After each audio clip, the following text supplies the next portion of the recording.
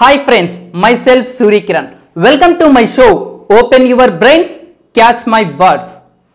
Friends, మనం చిన్నప్పుడు ఒక బొమ్మతో ఆడుకుంటాం. కానీ ఇప్పుడు పేరెంట్స్ వచ్చి ఆ బొమ్మతో ఎందుకు ఆడుకుంటున్నారో అది వేస్ట్ గుంజుకుంటున్నప్పుడు మనకు అది చాలా ఇష్టంగా అనిపిస్తుంది. కానీ పెద్ద అయిన తర్వాత చూస్తే ఆ బొమ్మతోట నేను ఆడుకున్నది, దానికోసమా నేను అంత ఆరాటపడింది అని అనిపిస్తుంది. జీవితంలో కూడా ప్రతి క్షణం కూడా అలాగే ఉంటుంది. ఇప్పుడు చాలా ముఖ్యం అనిపిస్తుంది, కానీ తర్వాత ఆలోచిస్తే అదంత పెద్ద విషయం కూడా కాదనిపిస్తుంది. దాని గురించే ఇప్పుడు తెలుసుకుందాం. Come on friends, let's start our episode. రిజెక్షన్ను రిజెక్ట్ చేయండి. మీకు చిన్న కథ చెప్తాను ఫ్రెండ్స్. టైం కానీ ఆమెకు ఫోన్ చేయాల్సింది తప్పదు. ఇంకో 10 నిమిషాలే ఉన్నాయి.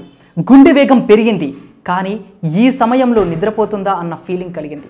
ఏమో బాగోదేమో అని ఒకవైపు, ఇప్పుడు కాకపోతే మరి ఇంకెప్పుడు అని మరోవైపు. మనసులోనే మదన పడుతున్నాడు. అర్ధరాత్రి 12 గంటలు కావడానికి ఇంకా 2 నిమిషాలే ఉంది. తన మాటల్నే ప్రేమలేఖగా మలిచి మనసును భావాలుగా వ్యక్తపరచాలి. కానీ ఎక్కడో ఏదో సందేహం. కాల్ చేస్తూనే ఉన్నాడు. ఆమె నుంచి నో రెస్పాన్స్. సమయం 12 కాస్త 2 అయ్యింది. నిరీక్షణ తప్పలేదు అతనికి. అలా నిద్ర కూడా పట్టలేదు. ఉదయమే ఆమె నుంచి ఫోన్ లిఫ్ట్ చేశాడు. ఏదో చెబుదాం అనుకునే లోపు కాఫీ డేకి వచ్చి అక్కడ మాట్లాడుకుందాం అని చెప్పి టక్కున ఫోన్ పెట్టేసింది. కాసేపటికి కాఫీ డేలో ప్రత్యక్షమయ్యాడు. కానీ అతను వచ్చే లోపే వచ్చేసింది ఆమె. వచ్చి ఆమె టేబుల్ దగ్గర కూర్చున్నాడు. నేను ఇది ఎక్స్పెక్ట్ చేయలేదు అని ఆమె దగ్గర నుంచి మొదటి డైలాగ్ చెప్పకుండానే గెస్ చేసింది. చిన్నప్పటి నుంచి ఇంతే, చాలా తెలివైంది. ఇంకా ఏదో నచ్చజెబుదామని చూశాడు, కానీ ఆమె సారీ అంటూ వదిలేసి వెళ్ళిపోయింది. ఎన్నో ఏళ్ల స్నేహం మధ్యలో ఆగిపోయింది. తను ఒంటరివాడయ్యాడు. అన్నీ ఆమె ఆలోచనలే. సినిమాల్లోని విషాద ప్రణయ గీతాలన్నీ తన కోసమే అనుకున్నాడు. అభినందనలో కార్తిక్లా, అర్జున్ రెడ్డిలో విజయ్ దేవరకొండలా క్రమంగా డిప్రెషన్లోకి వెళ్ళిపోయాడు. కానీ నిపుణులు ఒకటే అంటున్నారు, తీరం చేరని ప్రేమ కథలెన్నో ఉన్నాయి, ఉంటాయి కూడా. మరి ఈ ప్రేమ రిజెక్షన్ మనసును కుంగతీయకుండా మనం ఎలా దాన్ని రిజెక్ట్ చేయాలి ఇప్పుడు తెలుసుకుందాం. వాస్తవాన్ని గ్రహించండి. మీ ఫీలింగ్స్ కరెక్టే అనుకుందాం, కానీ మీలాగే ఎదుటివారి ఆలోచించాలన్న రూల్ ఏం లేదు. అయినా ప్రేమ ఇచ్చే నిశా ఆలోచనను కొత్త లోకంలోకి తీసుకెళ్తుంది. ఆమె నవ్వినా, చివరికి దగ్గినా, తుమ్మినా తన కోసమే అనిపిస్తుంది. మామూలుగా మాట్లాడినా సరే గుండెల్లో గంటలు మోగుతూనే ఉంటాయి.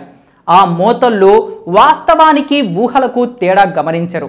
అందుకే ముందు మీరు చేయాల్సిందల్లా ఒకటి, రియాలిటీ అనేది ఒకటి ఉంటుంది. ఒకవేళ రిజెక్ట్ అయితే ఆ పరిస్థితి నుంచి ఎంత త్వరగా వీలైతే అంత త్వరగా బయటకు వచ్చే ప్రయత్నం చేయండి. పాస్ ఫెయిల్ 2 ఉంటాయి జీవితంలో.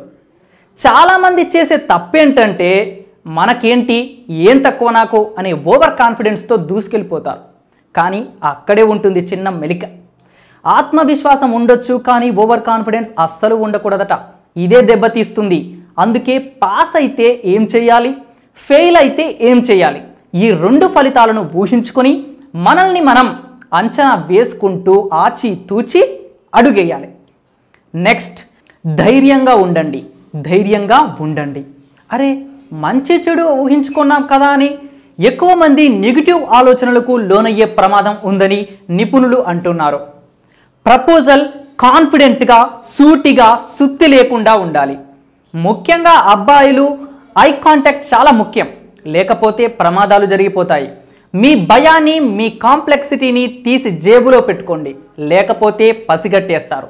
ఏదైనా సరే ధైర్యంగా చెప్పండి, మీ మీద నాకు అలాంటి అభిప్రాయం లేదు అని. ప్రేమ ప్రతిపాదనకు నెగిటివ్ రెస్పాన్స్ రాగానే హాయిగా సెలవు తీసుకోండి. కాదని వెంట పడితే అది మీకే నష్టం. మీలో లోపం కాదు, ఇది మీలో లోపం కాదు. ప్రేమ ప్రతిపాదనకు నెగిటివ్ రెస్పాన్స్ ఫలితం వచ్చింది కదా అని చాలా మంది వ్యక్తిగతంగా తీసుకుంటారు, కుదేలైపోతారు.